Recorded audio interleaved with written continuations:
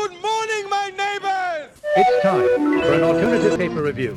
Well, good morning, Mother Hobbards. It's Wednesday. It's a London day for me, so I don't have much time to edit. But if you've never sat through one of my paper reviews before, now is your chance. So kick back as I ejack out my thoughts and feelings about the current state of the formerly Great Britain by way of the UK's hate pamphlets. Let's go. First up to the Metro this morning, who report that the UK is now experiencing a record level of inequality and poverty. Oh, that can't be right, because I'm sure I remember the Prime Minister Rishi Sunak up on a podium only 2 days ago saying that he was really, really proud of all that the Conservatives had achieved over the last 14 years. But this report paints a different picture, doesn't it?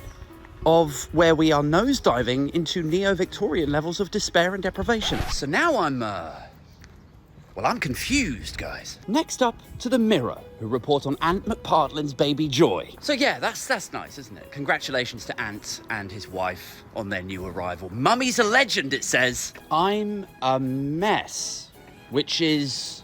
I don't know if that's the right choice of words there, Ant.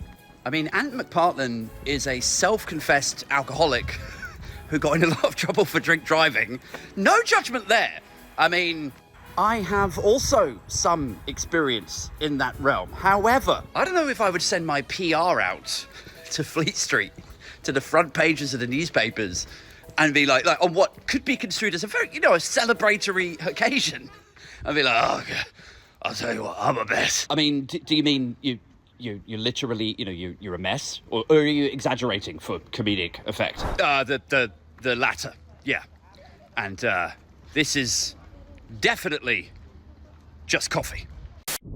I don't know. The papers are feeling quite tame this morning, aren't they? Usually it's sort of, frothing and bilge and bile and hate. Sex education to be banned and no more gender dogma. Oh, God, here they are. Did somebody shine the twat signal? There's a fighting chance migration might fall to 150,000 a year. About as welcome as a flare-up in Farringdon. I mean, this whole thing about removing any references or teaching with regards to gender self-identification is so weird. I think it's the only time in living memory where politicians have told schools to row back on teaching something that is scientific. It is a well-documented psychological fact that some people feel like they were born in the wrong body. And it is a physical option open to them that they could go trans. Well, yeah, but don't tell them about that, Aid. Keep it taboo and underground. That always works. Whatever happened to small state?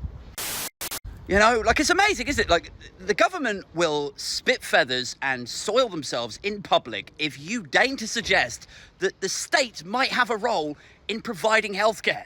They're like, it's not the government's role. It's not the state's role to provide healthcare. Leave that to the healthcare industry. It's a free market, etc., etc. But when it comes to your rights as a conservatist individual, well, then the government are very much like, it's absolutely the state's role to reach into your pants and govern your genitals. Right. Yeah. It makes perfect sense. Anyway, the Express was saying, fighting chance migration will fall to 150,000 a year. Which is great, if you don't like immigrants, if you don't like refugees, if you're against multiculturalism, etc., etc. However, the one question I always present to people like that is like, okay, look, if you don't want immigrants coming in, taking our jobs, servicing the UK, as cleaners, as social care, as nurses. If you don't want that, who do you think is going to do those jobs? Who's going to be the cleaners? Who's going to work in retail, in front of house? Who is going to earn the money that is PAYE taxed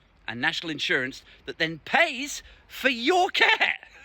Who's going to service the ageing population if you don't want immigrants? I don't know. We'll just have British babies, won't we? Like we used to. Okay, so are you going to lobby Parliament to make childcare completely free for adults who want to go back into the workforce? Free up those parents so they can actually go out, earn money, that gets taxed and that pays for your care. That would make sense. Are you going to lobby for that? Absolutely not. No way.